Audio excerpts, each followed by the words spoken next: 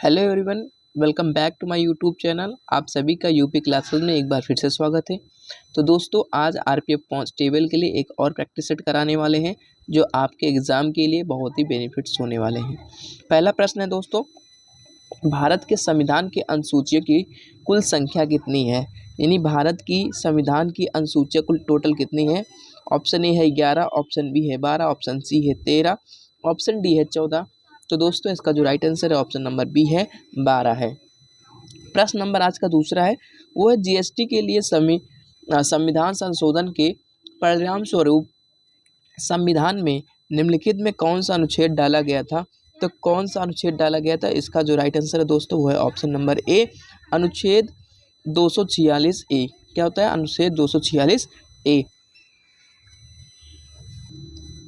अगला प्रश्न है, सिंगापुर की मुद्रा कौन सी है? तो सिंगापुर की मुद्रा कौन सी है दोस्तों? ऑप्शन ए है सिंगापुर स्टीलिंग या सिंगापुर डॉलर। तो इसका जो राइट आंसर है वो ऑप्शन नंबर बी है, सिंगापुर डॉलर। ठीक है। नेक्स्ट प्रश्न है, पानी का घनत्व अधिकतम होता है तो पानी का अधिकतम घनत्व कितना होता है? ऑप्शन ए है 100 या 4 डिग्री सेल्सियस या 0 डिग्री से या -4 डिग्री सेल्सियस। तो इसका जो राइट आंसर है वो ऑप्शन नंबर बी है, 4 डिग्री सेल्सियस। क्या है? 4 डिग्री सेल्सियस। अगला प्रश्न है दोस्तों, अगला प्रश्न है 82 डिग्री 30 सेकेंड ईस्ट, जिसे भारत के मानक मेरिडियन के रूप में चुना गया है, उत्तर प्रदेश के किस जिले से होकर गुजरता है? आपके ऑप्शन ए है कानपुर, ऑप्शन बी है Azamgarh, option C Allahabad, option D Hamirpur. तो दोस्तों, इसका जो राइट आंसर है वो ऑप्शन नंबर सी इलाहाबाद, जिसको अब क्या कहते हैं? प्रयागराज बोलते हैं। क्या दोस्तों बोलते हैं? अब प्रयागराज बोला जाता है। अगला प्रश्न है दोस्तों, भारत में स्वतंत्रता के बाद से कितनी बार नोटबंदी हुई?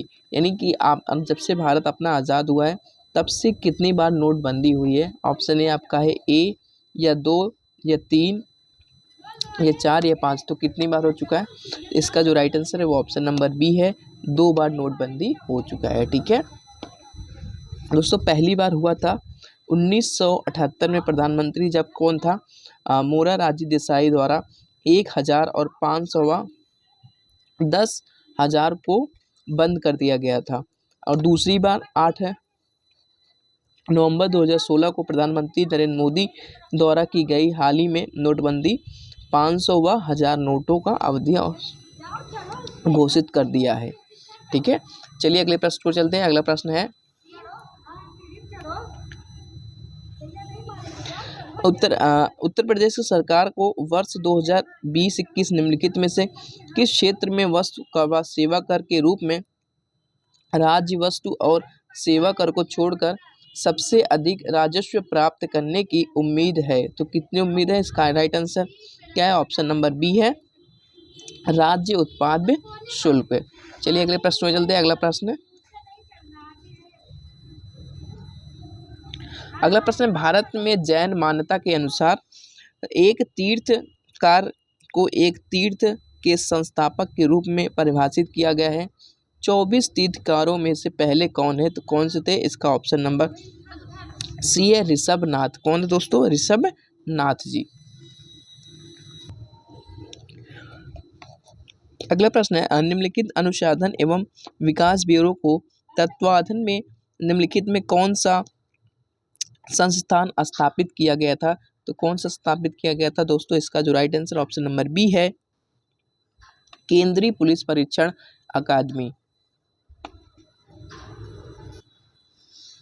अगला प्रश्न है, निम्नलिखित में कौन सी वेबसाइट 3 आयामी तरीके से किसी विशिष्ट जगह को व्यू एंड रिव्यू करने में मदद करती है? तो इसका जो राइट आंसर है वो है option number A, Google Earth. कौन है दोस्तों? Google Earth.